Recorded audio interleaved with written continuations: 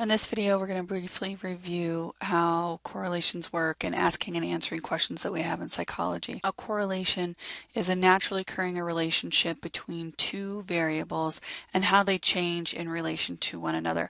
One of the more famous examples that we like to use in our branch of psychology is when we look at summer and we look at the relationship between ice cream and death by drowning. Now, if we were to look at how those two change with the change in temperature, we'd be able to see that both of those increase. As ice cream consumption increases, death by drowning also increases.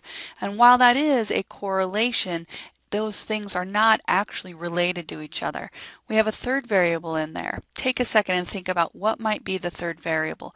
If we have ice cream consumptions increasing, temperatures increasing, and death by drownings increasing, what's our third variable? Right? Our third variable is weather. Weather is changing, and as it gets hotter outside, we swim, we get in the water, we cool off, and so it's not that ice cream consumption is leading to more deaths by drowning. It's just that there's that relationship between those two connected by weather. So we want to make sure that we know when things are correlated, it doesn't mean that they are causing one another. That's one of the biggest tricks to reviewing and using the concept of correlations, is not to assume that there is any causation in that. The example that I just gave you is what we call an illusory correlation. It's where we see that two things are changing in relation to one another, but they're not actually connected. There's a third variable or an overarching phenomenon that's happening that is affecting the relationship between those two variables.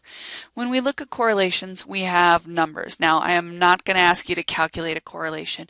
You will, however, be given numbers and this value specifically, and you will need to be able to identify what it means and be able to pick apart the pieces of the correlation coefficient. The correlation coefficient is denoted by an R. The R just means correlation. The plus sign, now for most correlations we don't actually put in a plus sign, but in this example we do it to make sure that you see what we are talking about. If there is no symbol there, then assume that it's a positive. Now conversely, if it's a negative, there will be that negative symbol there before the zero. That value indicates the relationship of the correlation. Now a relationship is positive if both variables are increasing. A relationship is negative if variables are changing in opposite directions. So if one variable increases, the other one decreases. That is how we indicate the direction of the relationship.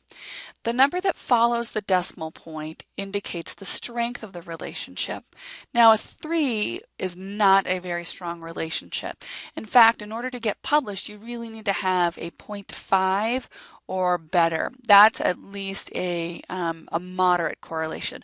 A strong correlation is going to be 0.7 and above. Correlations range in degree from -1 all the way up to +1. Okay, that's where they range. The strength ranges from 0 to 1. 1 represents a perfect relationship. If it's a positive 1.00, then for every singular increase in one variable, there is one increase in the other variable. That would be a 1-to-1 perfect correlation. Conversely, if it was a negative correlation, for every increase in one variable, there would be a decrease in one variable by a single metric unit. That's a correlation. Remember, when you see these, they can be kind of tricky, but know that at least a 0.5 or above is what we consider to be strong.